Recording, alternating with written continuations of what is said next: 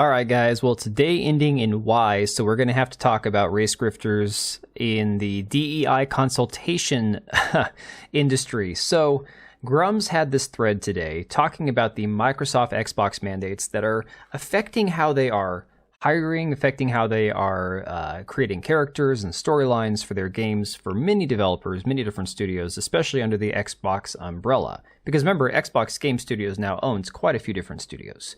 So his tweet here says, exclusive, Microsoft Xbox mandates change at studios, hire Sweet Baby Inc. erases white characters. So he says he spoke to ex-devs at two different studios who say DEI is ruining and altering games and studio culture. Changes happened after Xbox meddling.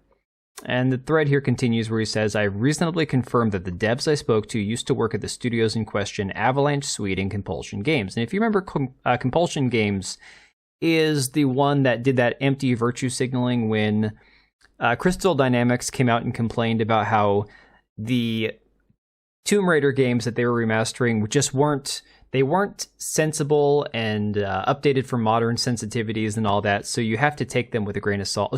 Take them with basically the consideration that these games won't age well because they're just racist against these indigenous people and all that crap.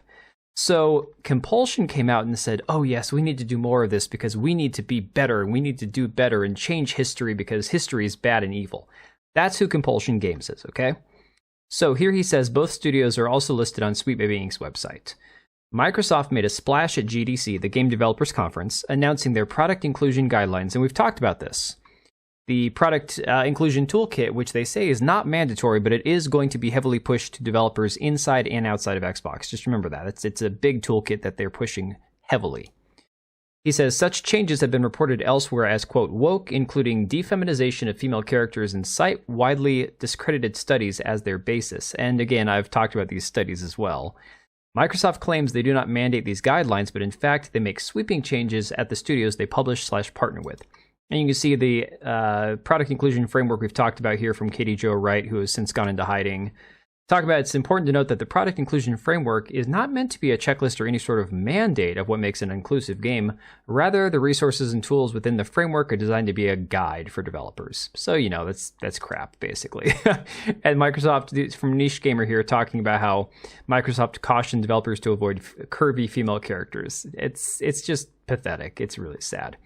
So now today we have this article from That Park Place, who, God bless them, they're not ignoring the legal threats from Black Girl Gamers, but they are definitely not backing down. They're not shying down. They are not afraid of these people.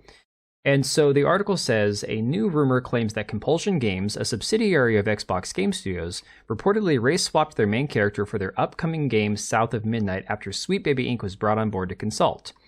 This rumor comes from World of Warcraft team lead Mark Kern as part of a thread based on information he alleges to have received from an ex-developer at Compulsion Games. And that's really what he's talking about in this thread mainly, is the fact that they decided, allegedly, that it was time to change some characters, change some things around. And you can see right here in this tweet how the main character of Hazel was swapped shortly after Sweet Baby Inc. involvement from white to black. And you can see the change, literally not even the same model. There's so many changes, it's not even funny.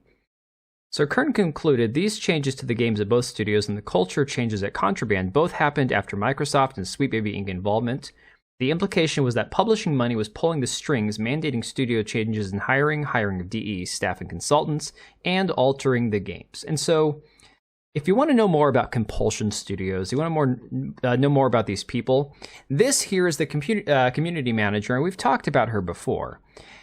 Apparently, she has had these tweets in the past saying how Asian and white, as in, or is AKA white adjacent for Asian people, says, I'm proud and happy to announce that I've joined the amazing team at Compulsion Games, after tweeting at some point about Asians being white adjacent. This tweet here from 2024, not too long ago, back in February, honestly, I hate gamers. And of course, you can see here the South of Midnight game, which was supposed to have a white protagonist who has now been race swapped to black. Surprise, surprise. This is the woman here.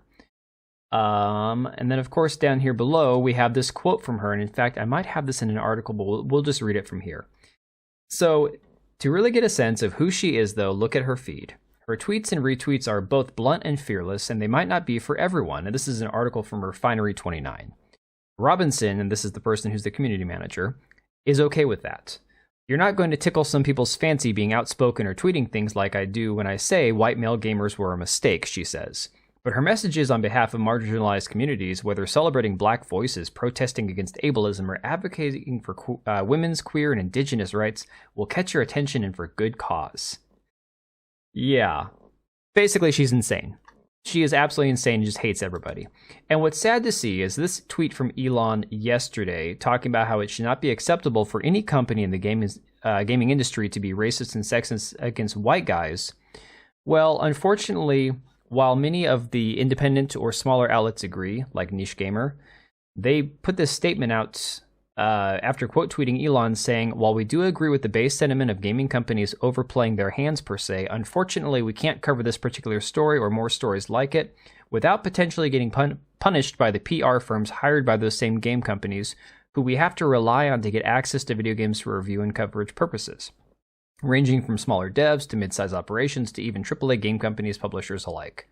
Because of a lot of those same PR people support the people who hold those similar views like what Elon was referring to here, we're already having significant issues and experiencing roadblocks regarding getting access to AAA titles because we have covered the Sweet Baby Inc. stories alone. It's quite unfortunate. And that's really sad. And I hate to see that Niche Gamer has to kind of like back off of this story because this is a very big deal. It's not just gaming. It's not just, movies and music. It's the entire fabric of our society being eroded by this race-baiting, race-grifting, divisive nature of what DEI and ESG push, and it's affecting far more than just gaming. You have these people coming out, virtue signaling, like this guy who is apparently a Twitch ambassador. Please don't go harass these people. I'm just pointing this out. Who apparently is a blind or mostly blind streamer, journalist, whatever, saying if you are against black girls, women, femme presenting gamers, you are no friend of mine and you can unfollow me. And the funniest part is everybody in the replies is like, I don't even know who you are. Okay. People like Tristan Meir saying if gamers really wanted better video games, they would start going after the real enemy of innovation, creativity, and genuine love for the medium. It sure as shit ain't women, POC, LGBTQ+, etc. It's businessmen. It's always been the effing suits. Well, unfortunately, he's got partly correct information here. It is partly the suits that are deciding that it's okay to push DEI from the top down.